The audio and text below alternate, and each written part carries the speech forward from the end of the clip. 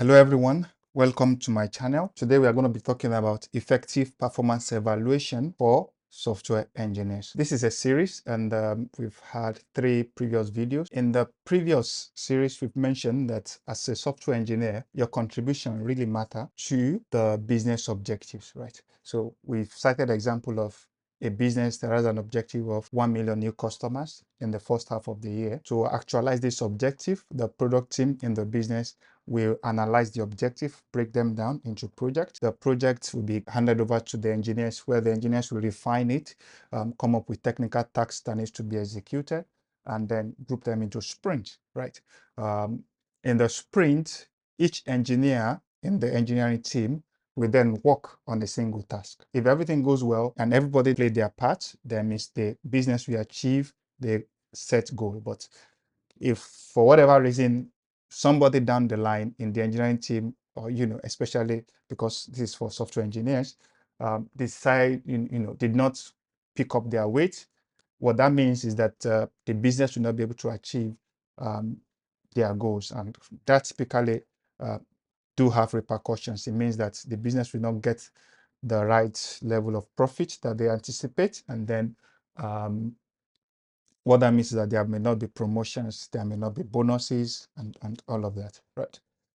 So we've also discussed in previous videos that software engineering performance evaluation, we are going to base it on 4 pillars. We are going to look at it from technical contribution and team contribution. We're going to look at the communication. And finally, we're going to look at the personal growth and development. So this video is going to be focused on evaluating the personal growth and development of a software engineer as it pertains to their performance in a particular period. All right. There is a saying that a chain is as strong as its weakest link. This is why it's important as a manager for you to evaluate the personal development of your team members. You can't, it's not the least, it's not something that should take the back seat, basically. You need to make sure that your team members are growing and they are improving, right? So how do you do that? You can measure this by using any of these 5 metrics. Number 1, you can look at how many books they have read. You can look at how many articles did they publish. You can look at if they take on any courses, be it certified or not. You can look at how did they try to mentor other team members internally, externally. Number 5, you can look at did they contribute to the entire organization generally. You can look at other items like did they contribute to open source code and all of that. So we're going to start with number 1. Number 1, this is very important. You want your team members to always be abreast of the latest development in the technology world, because if they are, that means their contribution will improve, right? They'll be able to write better code, they'll be able to contribute to the team better, and then they'll be able to, because they're able to do all of this, right? The team will be able to achieve a set objective, and then the business will achieve the set objective, and all the good things like pay raise and promotions and all of that will happen, right? So that's why it's very important that you set your objectives, right? One thing that I would mention here is that when it comes to evaluating personal development, these are the things that you have to agree upon, right, beforehand, at the beginning of the period, at the beginning of the year, or at the beginning of the quarter. You have to agree upon what you are going to use as a metric, right? Say, for example, I'm going to work with my engineer and say, hey, my engineer is going to say, hey, I'm going to read 2 books. I want to read 3 books, for this particular half. Then that becomes what we set as OKRs, right? Another thing, again, you can look at is how many articles did they publish. The thing about publishing articles is it will help to solidify their knowledge of programming, of the technology that the team is using. And when that happens, they become a better engineer, right? And when they become a better engineer, they're able to contribute to the team better. Even their own individual contributions become much, much better. And the team, is lucky or win for that particular purpose. So that's one thing you can also look at when you're evaluating their personal growth and development. Number 3, you can also look at if they take any courses.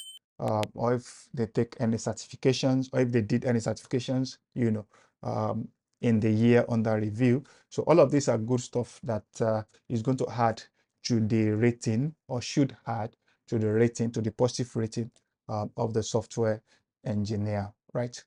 So if you look at number 4, it's very important that they mentor others, right? Because you see, when you begin to mentor, it exposes you to responsibility. It exposes you to another level of, another dimension of ownership, right?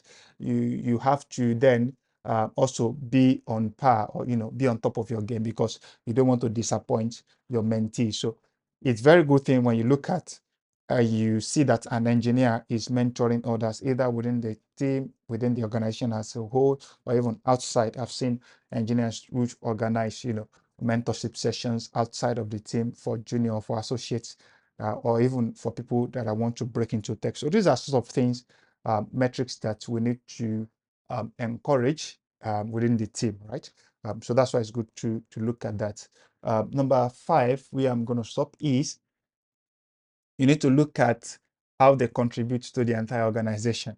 For example, if you have a team member that is setting standards for the organization, that is beyond their team, right? Or that is always reaching out to other team members and unblock them, that shows that they are increasing their own capacity and they have grown as a person. That person, that engineer is getting ready to take on more roles, to take on the more senior roles, to take on more responsibility in the organization, right? Another aspect that I want to mention here quickly is that you want to also evaluate if they contribute to open source, right? The advantage of this is that they would have interacted with other engineers outside of their usual or comfortable environment, right? Across the globe, right? So if they are able to excel in that kind of environment, whatever learnings they have there, you can be rest assured that they will bring it to your team, and your team will become better for it, right? So that's why it's important. So if you have a team member that is contributing to open source code, of course, usually there is a balance, right? They have to do it at their spare time, not at the detriment of the team. So yeah, so if you have somebody doing that as a personal development, that's a good thing, and that should contribute to their rating positively at the end of the day. All right, like we mentioned in other previous videos, in order for this to move from being an opinion to being a fact, you need to have source of truth, you need to have evidences.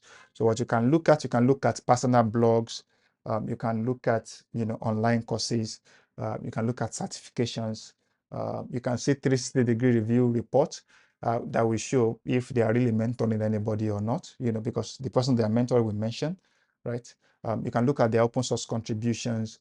These are things that you can look at to find evidence to support, the fact that they are growing personally, right? Remember, a team is as strong as its weakest link. So you want every member of your team to be A game players. Thank you for listening so far.